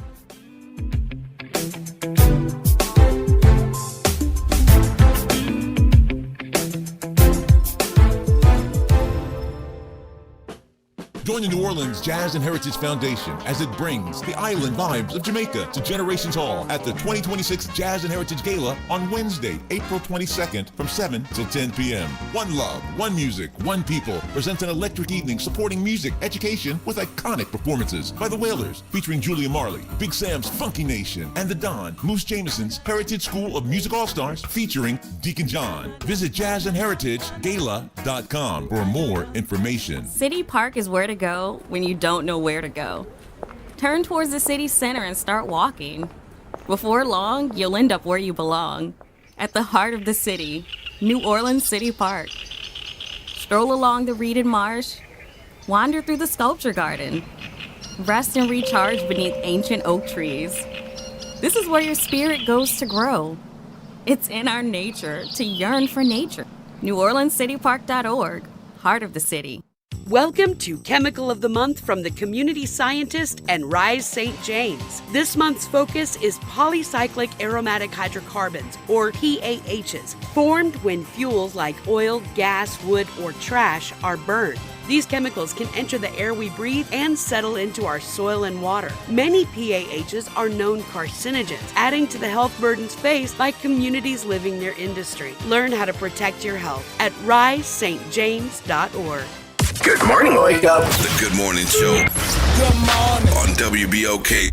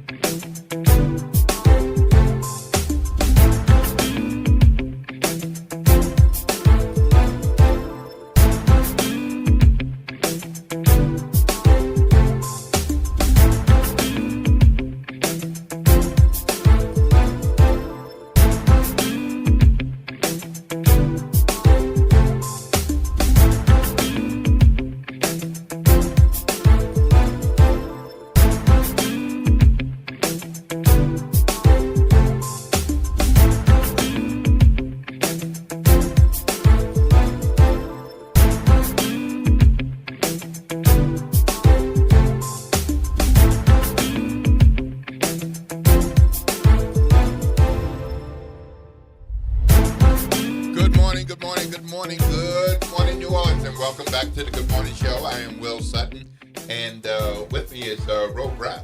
Good morning. Man, he found me on the overpass again, so he let me come in. I was just wandering around. I'm glad you can keep finding your way over let here. me come in. Help me out a little I got bit. here. It can be lonely on this side of the mic when you're not here, or at least some reasonable substitute. I like co-hosting rather than just hosting. Yeah, well, yeah, I do. Yeah. Well, Gives me I a hope chance I for it. help. Absolutely. Like I said, I'm just a sports guy. Absolutely. That's all I. Well, that was quite a conversation with the governor. So I'm glad we made some progress there. I think we'll see, but we'll talk more about that at another time. Right now, we're going to be talking about Give NOLA Day. We've got Andy Copland here, President and CEO of Greater New Orleans Foundation, which is the center and the host of Give NOLA Day, and Sarah McLaughlin Porteous, my friend. Good morning. Good to see you. Good to see you. Good to see you. Good morning. Andy. Yes. How are you both? Great. Happy to be here. Spectacular. Good morning. Good morning. Good morning. Good morning. So, Give NOLA Day. One of the things that's happened in recent years is there's Give NOLA Day, but then there's Early Give NOLA Day. So we actually launched yesterday. Is that Yes, right? sir. We didn't want anybody to forget. So we start with early giving a week before.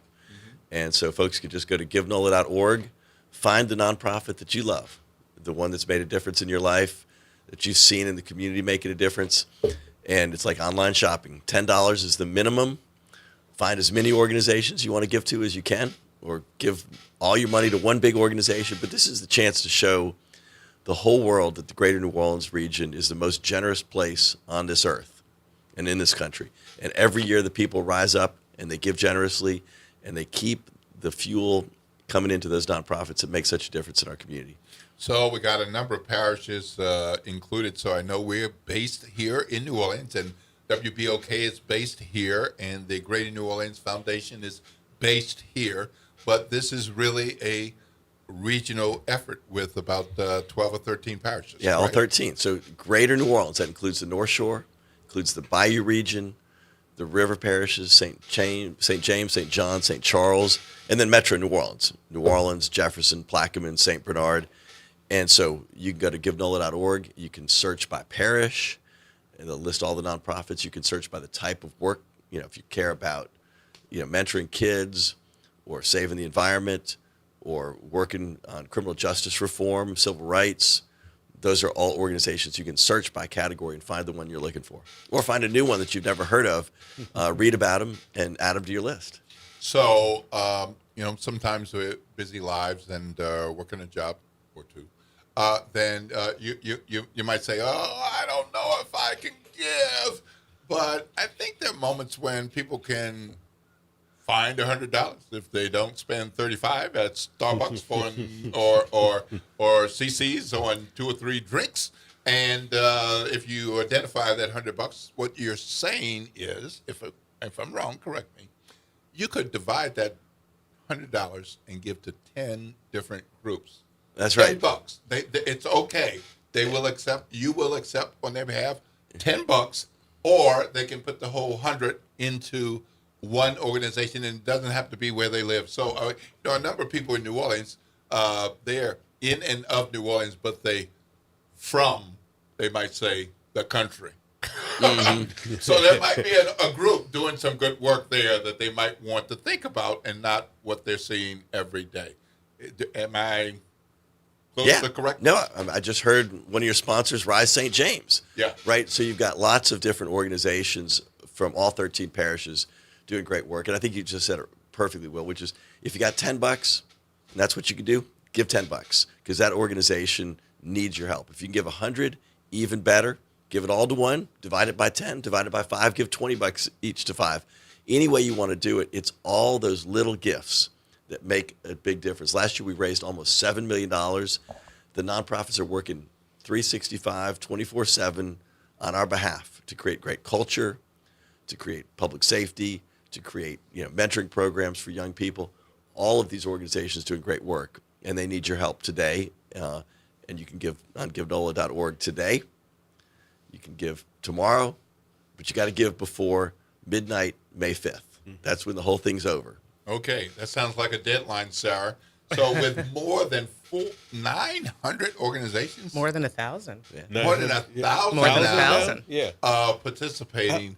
Some might come to mind easily, but what if somebody says, I wonder if there's somebody doing this, and they don't even know the name of their organization. Can they sort through that, Sarah? Yeah, absolutely. As Andy said, I mean, if there's something that you're passionate about, you can go onto the website and search the organizations that are out there and find something that matters to you. And every dollar matters. And I think it's important that people know that. And let me just say, can I make a plug about Delta Utilities, Sarah's company that's one of our sponsors? So we are hosted by Baptist Community Ministries. We're powered by Entergy. We got great support from Delta Utilities and Ochsner and dozens of other sponsors. Every dollar those sponsors give doesn't go to the Greater New Orleans Foundation. It goes to the nonprofits. And we have prizes that nonprofits win every hour that are randomly selected. And then we have a lanyard fund. And so Sarah and Delta Utilities money stretches every gift. So if you give $10, Sarah and Delta Utilities money makes it go a little bit further. And that nonprofit gets a little bit extra juice because that's what our sponsors are so generously doing for us. And so I just want to thank Sarah, thank Delta Utilities for their great work that they do. So along those lines, Delta Utilities is on board this year, new company. And one of the things I remember from a few months ago, before you all were getting started, and then when you get started, you promised that you would be a part of this community and not just in it for the business of gas. So this is one of those examples. Yeah, you're absolutely right. Safe, reliable gas, that's what we do. That's our mission. But giving back and supporting the communities that we serve, I mean, that is one of our core values, community impact. And this is one of the ways that we can do this. I mean, this is an incredible event. We're a second-year sponsor, and we're proud to be partners with the Greater New Orleans Foundation on this effort, supporting so many incredible communities that are doing work every day of the year. And this is one way we can show them support. So what would you say to businesses, companies, operations that are even bigger than Delta Utilities, or perhaps a little bit smaller? And I won't name names, but what would you say to them about why this is a good community thing, a good investment? Well, for us, I mean, strong utilities help to build resilient communities. And part of that is showing up for things that we know matter to our customers. So I think there's plenty of room at the table. I think the Greater New Orleans Foundation would always be inviting of more partners, and I would say they should come along and come sit at the table and be part of this. Okay. Over 1,000 nonprofits. Is this the right way to ask this? How does a nonprofit get on this list? Is that the right way to ask? That's the right way to ask. Okay, you know what I'm asking. Yeah. So we're always. I mean, is it hard to do? What? It's not hard. You got a criteria or what? No, you have to be, a nonprofit chartered by the state in good standing with the Secretary of State's office with a 501c3 approval from the IRS. And then you got to sign up. You got to, tell us what it is that you do, what your mission is. But we allow any nonprofit that's headquartered in the 13 parishes of the Greater New Orleans region who signs up, meets all of our deadlines, gives us the information to participate. And really, for these nonprofits, you also get what you put in terms of effort. So the more the nonprofits are out there telling their supporters, their friends, letting us know about what the work they do, the more likely they're going to be successful on Give Nola Day. And some people go all out. Some people just put their name out there in case somebody loves them and finds them, and they raise a little bit of money. And it works for everybody to the extent that they want to make this a big part or a small part of their fundraising for the year. This might be a little bit off, but, I had lunch with Ben Johnson 20 years ago. Ben Johnson was... Oh, yeah, one of my predecessors. Yeah, right, exactly. Because my sister is in philanthropy and all in St. Louis, right after Katrina. I had lunch with him there. And it just so happens, I saw her over the weekend. And one of the questions she asked me was, how's the New Orleans Foundation doing? We're doing great. Really, this was Saturday. She just asked me, and I said, I don't know. I really don't. And here you are. No. So Ben took over the foundation in the early 1990s. Yeah. And worked right up through after Katrina, helped get the foundation on track to raising a lot of money after Katrina. We raised a $23 million housing fund, built 10,000 units of affordable housing, and we'd gotten to a couple $100 million in assets. We're right now about $650 million in assets. We're giving up about $40 to $50 million a year, every year in the greater New Orleans region. We partner with donors and generous people here. And so lots of those funds are in partnership with donors who direct their gifts, and we try to influence them to the causes that we think are the most impactful. We do all kinds of training for nonprofits. So we have basically nonprofit university. We think that all of the people who are given to our nonprofits deserve a well-led, well-governed, well-managed, accountable, sustainable, financially nonprofit. And so we do a lot of training for that. And then we lead civic projects. So we've been working really hard on developing the biodistrict in New Orleans, building green infrastructure and resilience.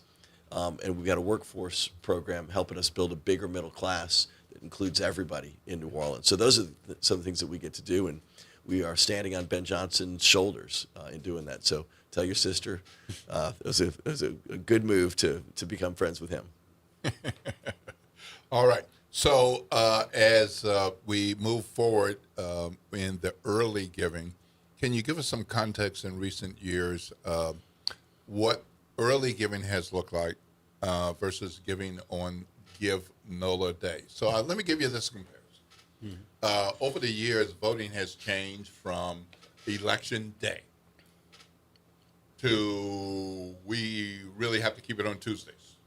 Or maybe it's a good idea to have it on Saturday. Or maybe it's a good idea to have it early voting. What a concept. So things have changed along those lines, and things have changed with Give NOLA. There are people who will always vote on election day. They just like it. So they're taking a risk because they don't know the weather, they don't know their health, but that's what they do. And there are others, they love that early voting period. Who is the early Give NOLA period for versus Give NOLA Day? Yeah, no, I think it's a great analogy, actually, which is, there's one 24-hour day. If you miss that day, now, the good news for voting is, or the good news for Give NOLA Day, it's 24 hours. Voting, you only have 14 hours to make your gift. So you can go right up to midnight. And if you're in line at midnight, we let you make your gift, just like voting. But I think early giving is the same way, which is if you're worried that you might forget, or if you're a longtime supporter, you try to get you try to bank your votes early, right? So the nonprofits are working to get their best friends to give early, to get that money in there so that on Give NOLA Day, they can concentrate on meeting new people, getting the word out to folks who may not know them as well. And it just allows you to spread that effort out. Folks, worry that they might forget, they might be going out of town, they might get busy.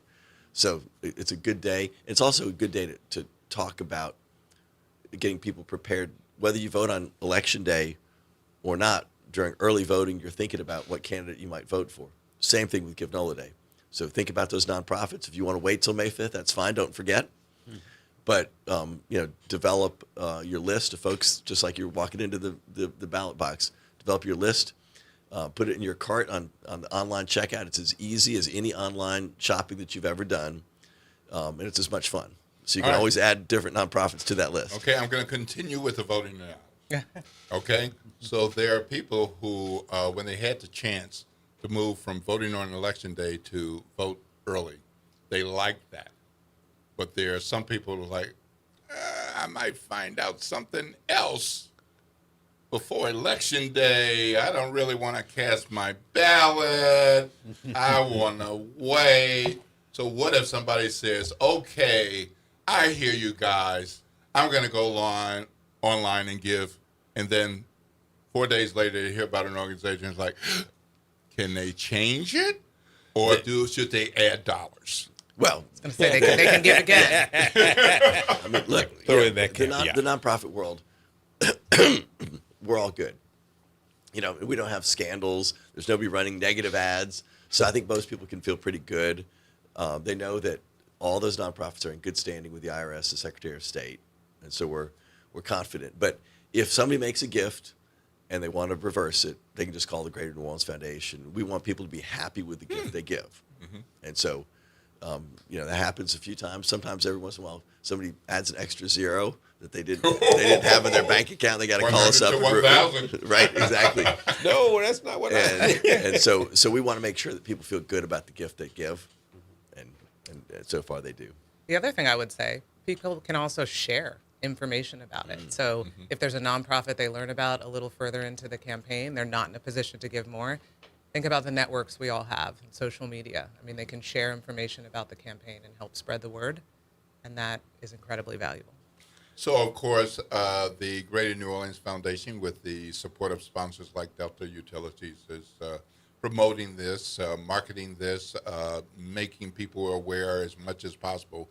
But a number of these nonprofits don't have a communications team. Right. They might be a nonprofit with 3 people. Or all volunteer. They might have a social media strategy. Can we get something up this month? But so when we get a friend or a family member who shares something and says they're looking for something, is that okay that this one or these 2 groups say, can you give us a consideration? Oh, yeah, it's recommended. As Sarah described, lots of folks will say, they'll post on their social media, here are the 5 organizations that I gave to on Give NOLA Day. Or here's one I really love, you should learn more about. And I think it's that kind of grassroots energy that really make Give NOLA Day work. Nothing more powerful than word of mouth and our networks. And so sharing, I think, is just as important as giving. All right, so social media. So let's say you just gave an example of somebody saying, here are my 5. Consider giving to these. When somebody does something like that, is there a certain hashtag that you want them to use? You want them to include a link? How do you want them to use the power that they have? You are so good. Individually with social media. Yeah, hashtag Give NOLA, and then GiveNOLA.org. That's our website. So you want to make sure you put the GiveNOLA.org so they know where to go to find them. But the hashtag is Give NOLA. Well, Andy, I've been around doing these kinds of things for about 50 years, and I keep learning new things in each decade. So me too. And it helps that I've been on other sides and other parts other than straight reporting and editing journalism. So I've been in other roles. So, yes, I get it. All right, we're going to have to go to break one more time. How can people give early? How can people give on Give NOLA Day? When is Give NOLA Day? Give NOLA Day is May 5th. Early giving is now. It started yesterday, so every day through midnight on May 5th. Hashtag Give NOLA Day. We encourage you all to give. We encourage you all to share with your networks, and it just feels good to be part of this. Wonderful, wonderful. Thank you, Sarah McLaughlin-Proteus, and thank you, Andy Copeland. Thank you, Greater New Orleans Foundation. Thank you, Delta Utilities, for being a key sponsor. We thank you for helping our nonprofits make the Greater New Orleans region better and better by supporting these nonprofits so they can do the good work that makes this place go. There's a lot of bad news almost every day, but here's some good news, and people asking, how can I help? Here's the way you can help. All right? We're going to take a break, and when we come back, we'll close out the show, Mr. Rowe, because we're going to have to make way for the front porch. They're going to be coming up next. This is WBOK 1230 AM, what New Orleans is talking about all day long.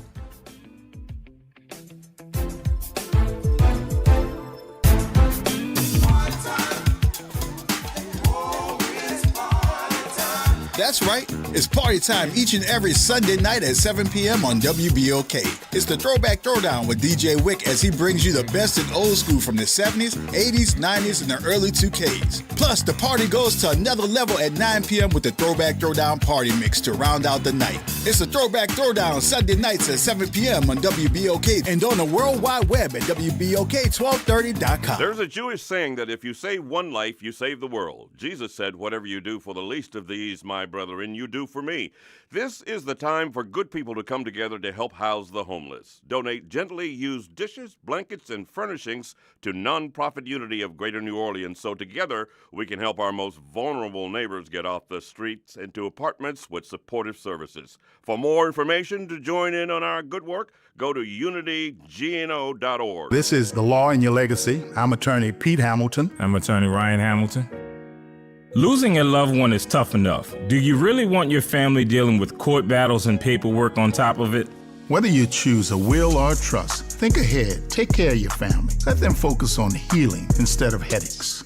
This is not legal advice. That's just a tip brought to you by Liberty Bank and Trust. For more information, go to libertybank.net or contact us at 504-915-5016. Interest rates and inflation are out of control. Is your credit card debt also out of control? It's time to resolve your debt and take back control for a lot less than what you owe. If you have $10,000 or more in credit card debt, then you need to call us right now. Debt Fix Pros can significantly reduce the amount you owe, and you could be debt-free faster than you think. I knew we had to do something. Our debt was growing. It was getting out of control, and we just didn't know what to do. We saw an ad for Debt Fix Pros. We called, and they showed us how fast they could get us out of debt. It really was amazing, and now we're back in control. Call now, and we'll show you how easy it is to fix your debt. The call and consultation are free. Call Debt Fix Pros right now at 800-311-5977. That's 800-311-5977. 800-311-5977. The Historic New Orleans Collection presents a new exhibition open through June 7th, 2026, The Trail They Blazed. Built collaboratively with people who participated in the local civil rights movement, The Trail They Blazed presents stories of social and racial justice straight from the people who lived them. Listen to leaders tell their stories of resistance and persistence in their own voices, recorded by the Historic New Orleans Collection. Plan your visit to 520 Royal Street in the French Quarter and reserve your free tickets at hnoc.org today. Good morning, Wake Up. The Good Morning Show. Good morning. On WBOK.